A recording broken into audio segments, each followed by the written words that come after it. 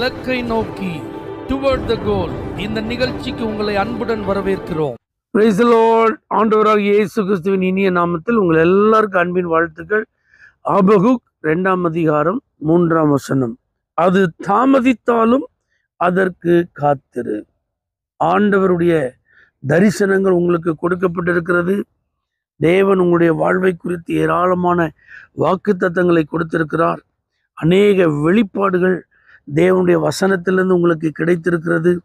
தீர்க்க தரிசனமான வார்த்தைகள் உங்களுக்காக உரைக்கப்பட்டிருக்கிறது. சில சொப்பனங்கள் மூலமாக கர்த்தர் செய்ய போகிறதெல்லாம் வெளிப்படுத்தி இருக்கிறார்.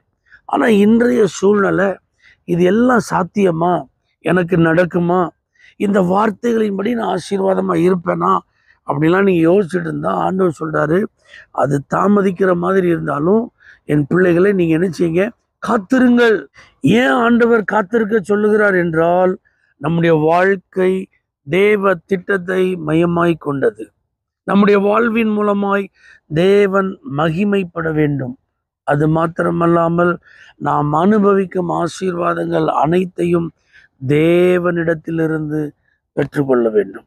அதனால தரிசனம் பெற்றவர்கள், தேவனுடைய அழைப்பை பெற்றவர்கள், தேவனுடைய திட்டத்தில் இருந்த பரிசுத்தவான்கள் எல்லாரையும் பாருங்க, அவங்க வெயிட் பண்ணியிருப்பாங்க.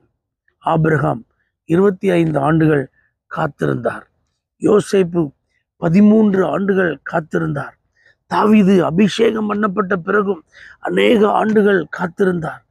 மோசே உயிரோடு பாதுகாக்கப்பட்டிருந்தாலும் தேவ திட்டத்தின்படி அவன் பயன்படுத்தப்படுவதற்கு அவர் காத்திருந்தார்.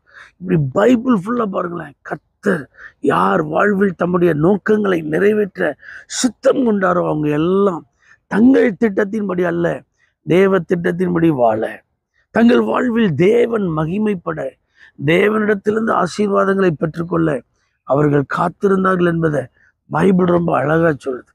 ஆனால் நீங்க எதிர்பார்க்கலாம், நீங்க இப்படிதான் நடக்கும், ஆண்டவர் இதைத்தான் இப்படி செய்ய போகிறார், ஏன்னா இப்படிப்பட்ட காலகட்டத்தில் ஆண்டவர் எனக்கு இந்த தரிசனத்தை கொடுத்தார், இந்த குறிப்பிட்ட சூழ்நிலையில அந்த வார்த்தை கொடுக்கப்பட்டது அப்படின்னு நீங்க நினைச்சிட்டு இருக்கலாம்.